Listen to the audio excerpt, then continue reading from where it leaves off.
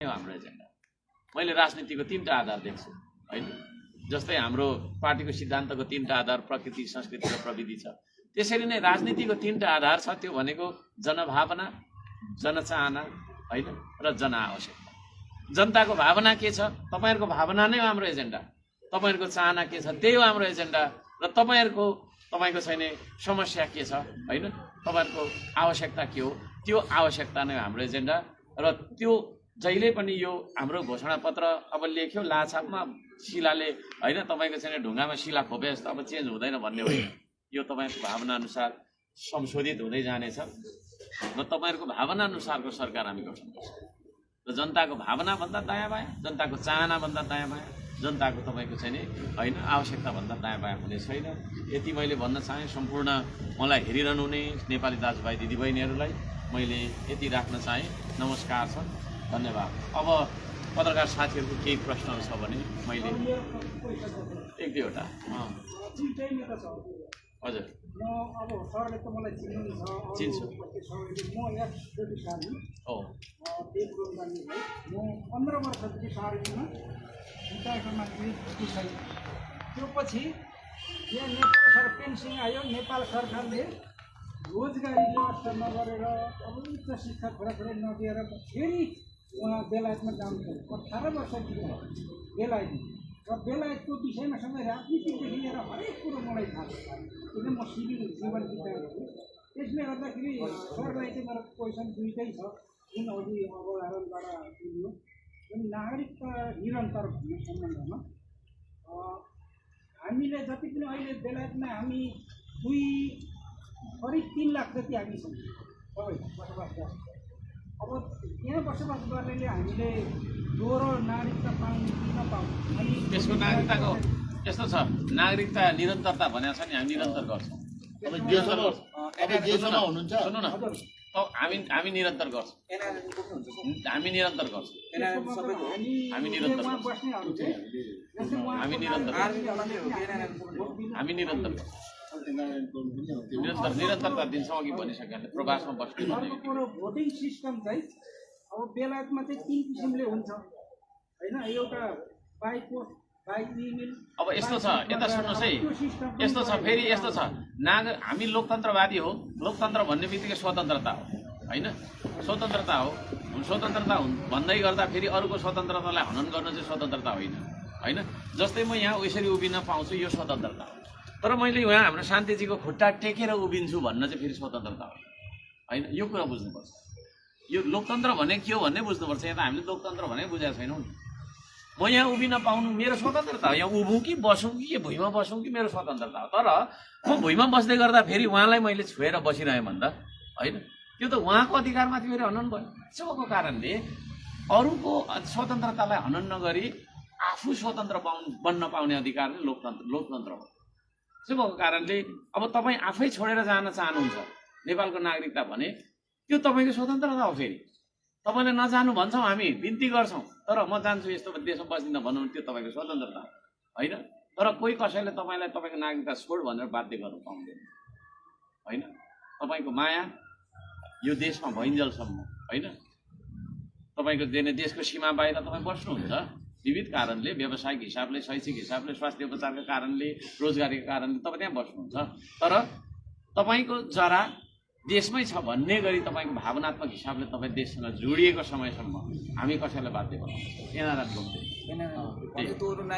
त्यही होला है उहाँहरूले छोड्न नचाहिन्जेलसम्म छोड्न चाहिने हो त छोडिदिउँ है हाम्रो नागरिक हामी कसैलाई नेपालबाट जानुहोस् हामी भन्दैनौँ तर व्यक्तिको तपाईँको उसको इच्छालाई फेरि हामी वञ्चित पनि गर्दैनौँ विगतका पार्टीका नेताहरूले बेलायत आउने त्यसपछि हामीले आश्वासन दिन्छौँ तपाईहरु त हामी डोल पासपोर्ट दोहोरो नागरिकता दिइहाल्छौँ भन्ने अब नेपाल आएर त्यो हैन यस्तो छ तपाईहरु जुन जानुभएको छ त्यो चाहिँ सन्धिको कारणले पनि हो हैन सन्धिको कारणले हो अब पहिला सन्धि भयो त्यो सन्धिमा चाहिँ नेपाली सेनालाई भर्ती गर्नुपर्छ भन्ने कुरामा नेपाल सरकारले एउटा सन्धि गर्यो हैन नेपाल सरकारले गरेको सन्धि अनुसार तपाईहरु जानुभयो तपाईहरु त्यो अर्थमा हेर्ने हो भने हैन इन्डाइरेक्टली हेर्ने हो भने तपाईहरु नेपाल सरकारकै के रे तपाईको जागिरी पनि हो किनभने त्यो सन्धि भयो नि त, अङ्ग्रेजसँग सन्धि भयो।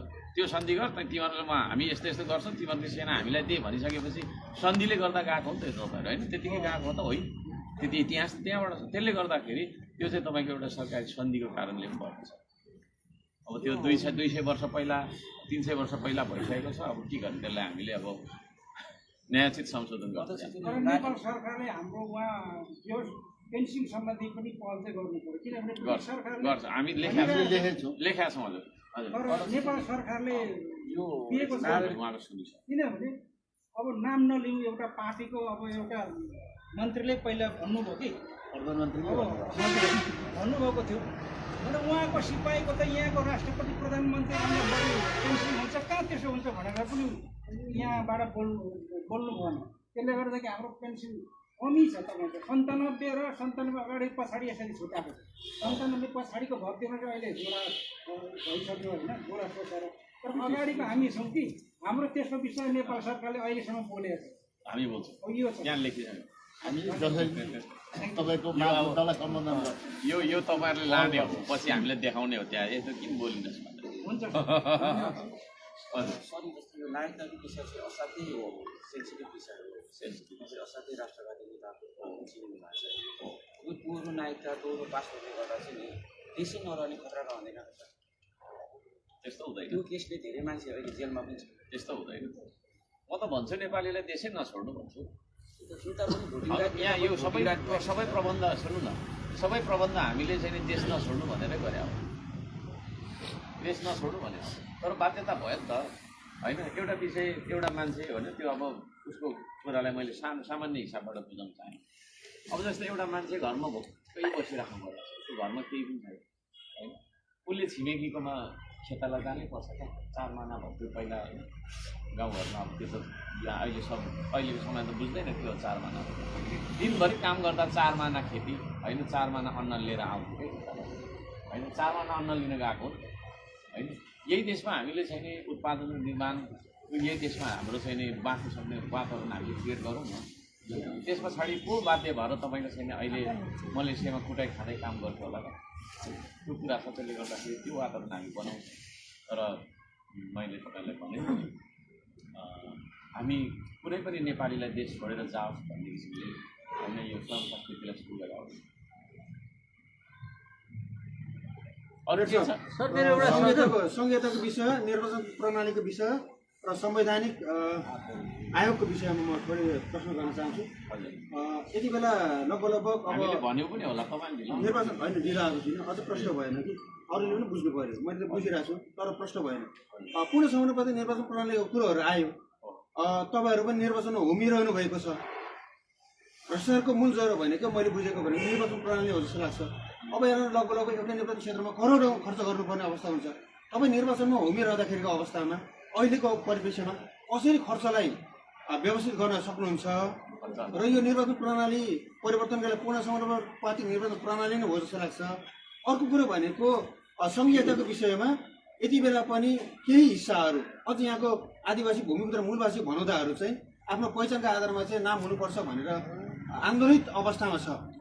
प्रश्न नम्बर 1 नै कोशी हुनु हुँदैन भन्ने भइरहँदाखेरिको अवस्थामा यो 7वटा प्रदेशलाई अझ विस्तार गर्नुपर्छ भन्ने छ। यो तपाईँको स्पष्ट आएको छैन। अर्को भनेको एउटा व्यक्तिले खरिदार उत्तीर्ण गर्नको लागि 10 महिनासम्म 10 वर्षसम्म घुँडा धसेर पढ्नुपर्ने हुन्छ। तर संवैधानिक आयोग जस्ता जहाँ चाहिँ न्यायपालिकाहरू पनि संवैधानिक आयोग पार्टीको न्यायाधीशहरू भएको कारणले गर्दाखेरि न्याय मिलिरहेको अवस्था छैन। यो अलिकति परिवर्तन गर्नुहुन्छ, यो स्पष्ट आएन। यो 3वटा कुरामा प्रश्न पारिदिनुहोस् न तपाईँ। अब सबैभन्दा पहिला त तपाईँले खर्च भन्नुभयो होइन। खर्च त हेर्नुहोस्, हामी त्यस्तो करोडौँ खर्च गरेर हामी चुनाव लड्ने भन्ने कुराकै बर्खिलाफ होइन। त्यसको बर्खिलाफ हाम्रो क्रान्ति, हाम्रो यो अभियान भनेकै तपाईँको चाहिँ नि फजुल खर्च विरुद्धको। हजुर खर्चबाट भ्रष्टाचार सुरु हुन्छ तपाईँले भन्नुभएको भएको थियो होइन। अब जस्तै केसम्म सुनियो भन्दाखेरि टिकटै पाउनको लागि पैसा दिन्छ।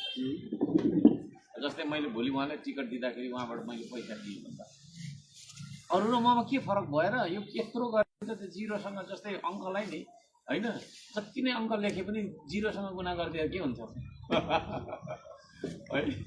अङ्कले यति धेरै अङ्क लेख्यो अनि लास्टमा मल्टिप्लाई विथ 0 भनेपछि एन्सर 0 आउँछ नि। 0। त्यसले गर्दाखेरि हामी त्यो खालको पैसाको चलखेल यता हेराफेरी ब्रिफकेसको कुरा भन्ने कुराहरू कतै हुँदैन होइन। त्यसकै विरुद्धमा लडेर यत्रो वर्ष म आएको छु भनिसकेपछि मैले नै बनाएको यसको जन्मदाता मै हो होइन।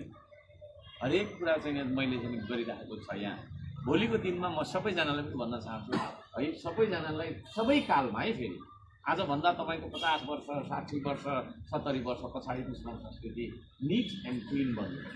तपाईँ हामी रहे पनि नरहे सो भएको कारणले गर्दाखेरि हामी यहाँ पैसाको छ, टिकटका लागि पैसा लाग्छ, प्रचारका लागि अब तपाईँको चाहिँ सामान्य पर्चा सर्चा होइन, अब चाहिँ आफ्नै प्रचार सामग्रीको लागि प्रेसले त्यतिकै दिँदैन। त्यसले गर्दाखेरि त्यसको जो हामी गर्छौँ तर हो त्यही नहोस् भनेर हामीले झन्डा पनि नबनाएको क्या सर। झन्डा मात्रै तपाईँले 1 करोडको बनाउनुपर्छ, 5 करोडको बनाउनुपर्छ होला अब देशभर त होइन। अनि 5-5 करोड तपाईँको चाहिँ खर्च त्यो कपडा च्यातेर होइन, तपाईँको चाहिँ बिना पोसाकको फाटेको लुगा लगाएर विद्यार्थी स्कुल गइरहेको त्यो गर्न चाहिँ वाञ्छनीय हुँदैन भन्ने हो। त्यसो भएको कारणले गर्दाखेरि हामीले त्यो करोडौँ रुपियाँ खर्च गर्ने मैले सोचेको छैन, मसँग छैन पनि, म त गर्दिनँ होइन।